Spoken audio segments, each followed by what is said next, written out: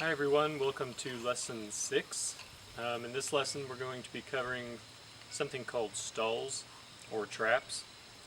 And what those are is basically it's exactly what it sounds like. You're trapping or stalling the chucks in a certain part of your body. Most likely it's going to be under the arm. That's the most common one. And I'm going to be showing you 3 versions of that today. I'm going to show you the basic stall, the reverse stall, and the opposite arm stall. Okay. So if you're working with chucks at all, or if you've seen anyone work with chucks, you've probably definitely seen this. I've heard it called many different things. You know, stall, a trap, a chamber, a catch, and really it's more suited for the combative styles because you can strike with them. You know, they pretty much get you ready for a strike. So that's mainly what they're used for, but they can be used in the trick stuff as well, especially if you add some little variations to them. So I'm just going to start with the basic one, which is that one there. And really, the way you want to practice these is to practice them. You don't want to try catching it at first, you just want to try getting the chuck to bounce in the general area that you want to catch in.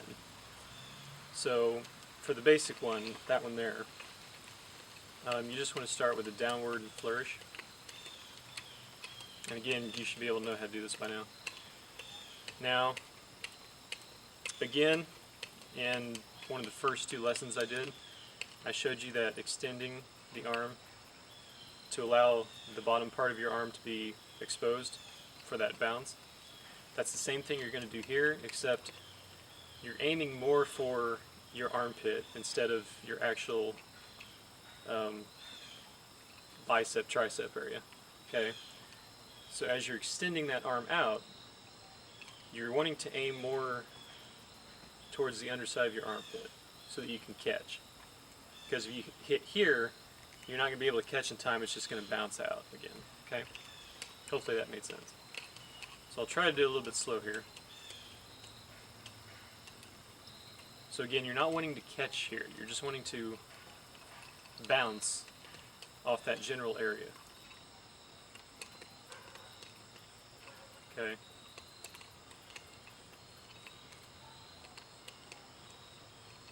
So right there is where you're aiming for. Okay. Now the actual catch itself, that's just something you're going to pretty much have to gauge. You're going to have to time it to where you can actually trap it under your arm. It will take some practice because sometimes you'll be a little bit late doing it. Sometimes you'll be early doing it. So it's just kind of a feel thing where you have to develop. But once you get it, you'll pretty much get it every time. It's just a timing thing that you have to work out. But for right now, just start at a pretty slow pace. Probably like this speed. And again, you can look at the chucks when you're doing it to kind of gauge when and where the chuck is going to be so you can catch it.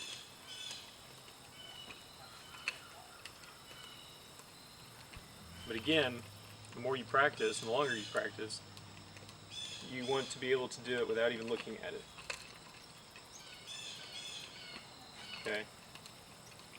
You also want to be able to do it at a little faster speed.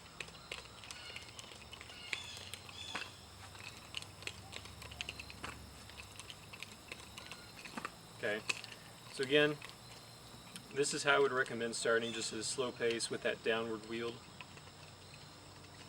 And then just bringing it under with that little extending of the arm.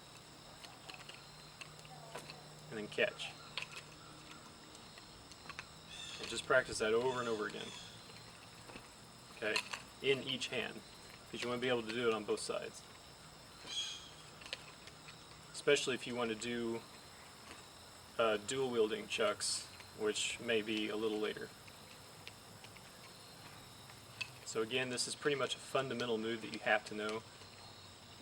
I wouldn't say it's as fundamental for a lot of the trick stuff as much as it is for the combative style, but it is a pretty basic move to know. If you're going to be working with chucks, you probably should know this move. Okay, so that's the basic version. Again, it's pretty simple.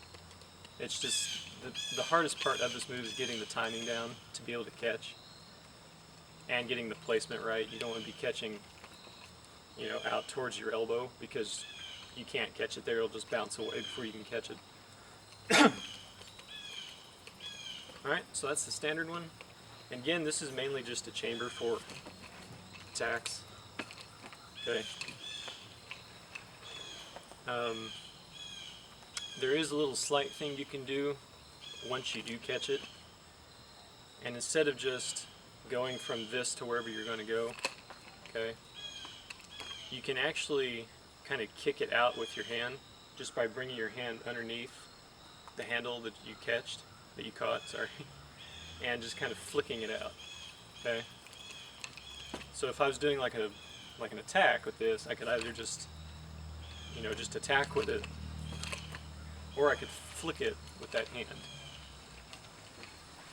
Okay. And when you're doing a lot of the trick stuff, that's what you will tend to see a lot more, is that little flicking of the hand, just because it gives a little bit added showmanship. Okay, so that's a little variation you can do there. The second stall you can do is actually a reverse of this, which is you're catching the opposite way. So this way I'm going under the shoulder in a downward wield, and this time I'm going under the shoulder in an upward wield. So it's basically the same thing. This one does take a little bit more timing, I guess. Okay, so again, you want to start this time in the upward wield, going the opposite way. And you're doing the exact same thing with the arm. You're extending it out as if you're bouncing off your tricep, like I showed you in one of the first two lessons. The only difference is, one, you're not aiming for your tricep, you're aiming more towards your shoulder. Okay? Which will ensure you're coming around and hitting your armpit, which is where you want to catch. Okay, so you're starting in the upward wield, and when you bring it around, you want to bring it almost like you're going to hit your shoulder. Okay, I will say with this stall, it does help to either have a little bit longer connector, whether it be chain or rope, or you can also hold a little bit further down on the hilt, which will give you a little bit extra reach to allow you to catch. Because if you're holding up more towards the connector and you have a short connector, this one's going to be a little bit harder to do, because you're going to be catching more down towards here instead of up here where you want to. So that's just something to keep in mind. So again, starting in the upward wield, once it's coming towards 12 o'clock, you're extending that arm out, and you're trying to get this to come over the shoulder and under your arm. And when that happens, then you're just clamping your arm shut and catching. And you should be in that position there. And from there you can go either into a downward, horizontal, whatever you want to do. So again, to start, you can look at it to try and gauge where that's going to happen. Okay.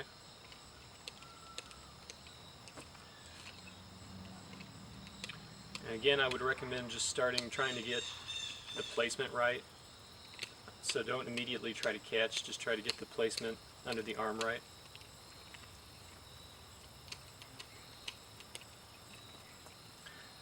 So this is pretty much exactly the same as the bounce that I showed you in one of the first two lessons.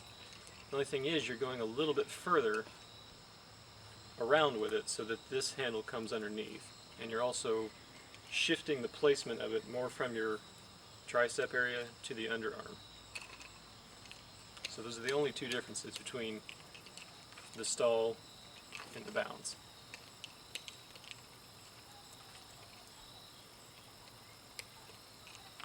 Okay. So once you're ready to try and catch, slow the speed down just a little bit,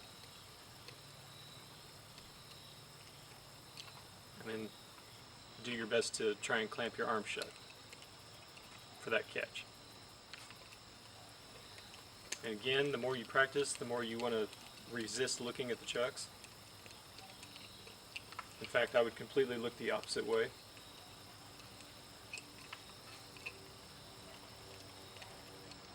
And you also want to start increasing your speed a little bit. Okay. So that's the second version. Again, it's more as a chamber for a strike afterwards, either for a downward, like that, or for a horizontal. So that's more what that's used for, but it can be used, like you could let this go, take this into reverse grip, and then go from there, whatever you want to do there. And the last version is that opposite arm stall. And that one's used probably more frequently than this one is. And it's pretty much the exact same as the standard one. You're just catching in your opposite arm. And you practice it the exact same way as the standard one.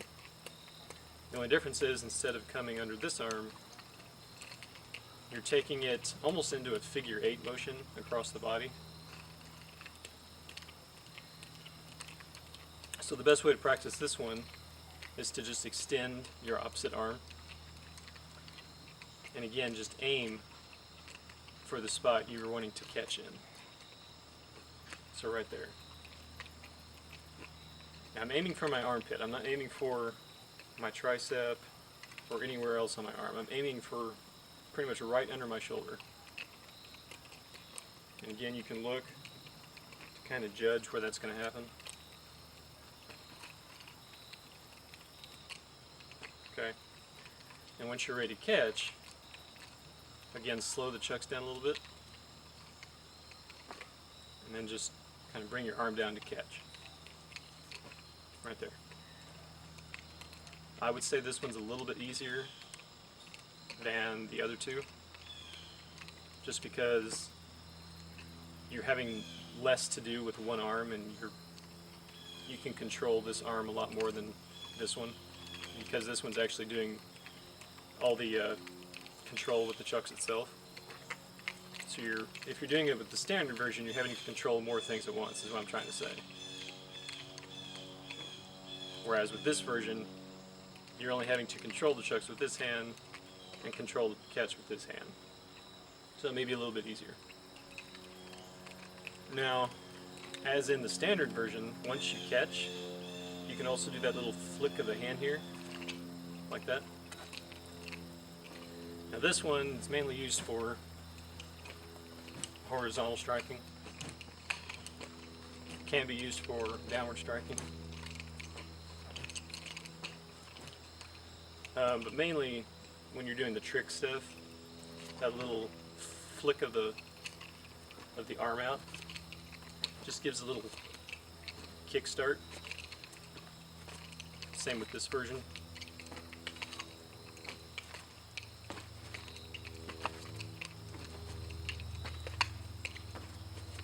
Okay, so that's a little something you can throw in there when you're doing your routines and stuff.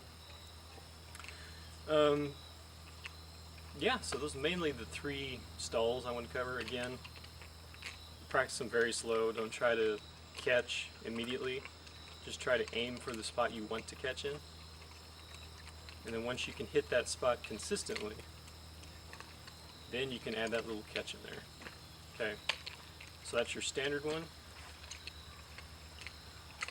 And you have the reverse, which is that one there. Okay.